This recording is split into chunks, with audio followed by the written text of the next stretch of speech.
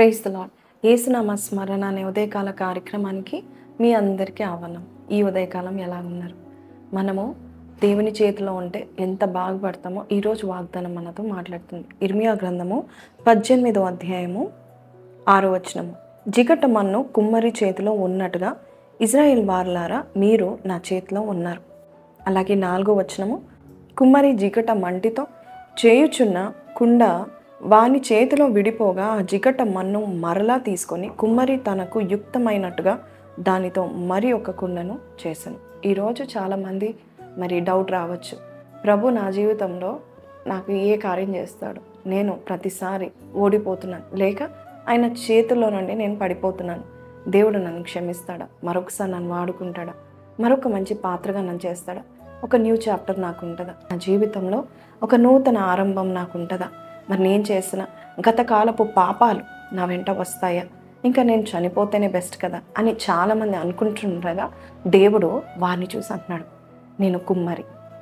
యెషయా 64:8 కూడా నేను నీ కుమ్మరిని, మీరు జిగటం వంటివారు, కానీ నేను మీ తండ్రిని అని ఎంతో చక్కగా గుర్తు చేస్తూ ఉంటున్నాడు. ఆయన చేతిలో మనం ఉంటే కనుక మనల్ని ఒక మంచి పాత్రగా చేస్తాడు. కొన్నిసార్లు మనం ఆయన చేతిలో నుండి మనమే విడిపోతామంట, కానీ దేవుడు మనల్ని విడిచిపెట్టాడు. ఒకసారి పట్టుకుంటే ఆయన నేను విడిచిపెట్టాడు.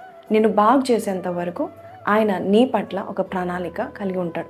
మన ఇంట్లో చూడండి, ఏదైనా పాడైపోయిందనుకోండి, ఇరిగిపోయిందనుకోండి, మనము వెంటనే ఏం చేస్తాము, మనం దాన్ని తీసి పారేస్తాము, డస్ట్బిన్లో వేస్తాము. అంతేకాదు, ఇంకా ఎప్పుడు ఇది పనికిరాదని చెప్పేసి మనము వాటిని పడేసుకుంటాము. ఎన్ని damage things in our house we won't keep it.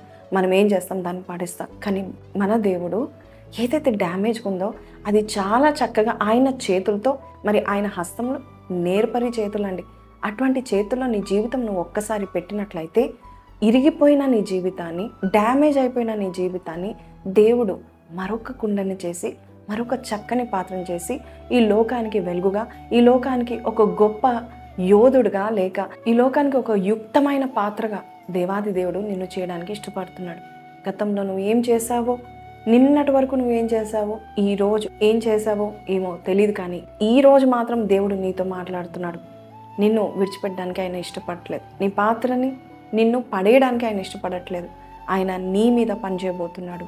He's going to work on you. కాబట్టి నువ్వు ధైర్యంగా ఉండు. మరొక చాప్టర్, మరొక నూతనమైన పుస్తకం, మరొక నూతనమైన తెల్ల కాగితం మీద దేవాది దేవుడు నీ జీవితాన్ని రాస్తే ఎంత సంతోషం కదండి.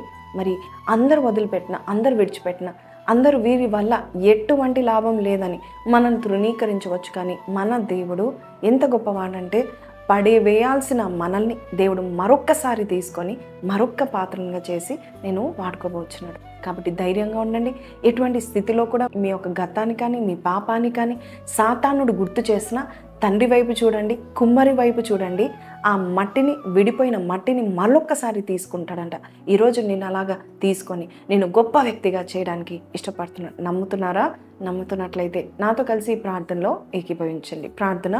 పరిశుద్ధుడా, మహోన్నతుడా, కుమ్మరి వాడవు నీవేనాయనా, మేము జిగట్టం వంటి మనైనా అయ్యా, మా వల్ల ఏమి జరగదు, నీ చేతిలో పడిన వెంటనే మాకు విలువ పెరుగుతుందని నమ్ముచున్నామునైనా. అయ్యా, ఇదిగో ప్రభా, ఎంతోమంది జీవితాల్లోనైనా అయ్యా మా వల్ల ఏమీ జరగదు, నా వల్ల ఎటువంటి ప్రయోజనకరమైన ఏ కార్యం నేను చేయలేను అని బాధపడుతూ కుమిలిపోతున్న వారి జీవితాన్ని నువ్వు దర్శించి, వారి మంటిగా ఉన్న వారిని నువ్వు చేతిలో పట్టుకొని నాయన గొప్ప పాత్రగా చేసి, ఉన్నతమైన ఎంతో హెచ్చింపు కలిగిన ఆ యొక్క స్థానంలో బిడ్డల్ని పెట్టి వారిని వాడుకోబోచున్నందుకు నీకు వందనాలు. ఉన్నతమైన పాత్రలుగా చేసి ఉన్నత కార్యాల కొరకు వారిని నిర్ణయించినందుకు నీకు వందనాలు. ఇటువంటి సాతాను కానీ, అపవాది కానీ వారి జీవితాన్ని నాశనం చేయడానికి చెప్పే మాటలు వారు నమ్మక, నీవు ఈరోజు చెప్పిన మాట ప్రకారం వారు నిశ్చయంగా నిన్ను నమ్ముకొని వారి జీవితాన్ని మరొక్కసారి నీకు అర్పించినప్పుడు మరొక్కసారి వారిని బాగు చేసి వాడుకుంటావని నజరేయుడైన యేసు పరిశుద్ధ నామములో అడిగి పెట్టుకుంటున్నాం తండ్రి. ఆమేన్. ప్రైజ్ ది లార్డ్ అండి.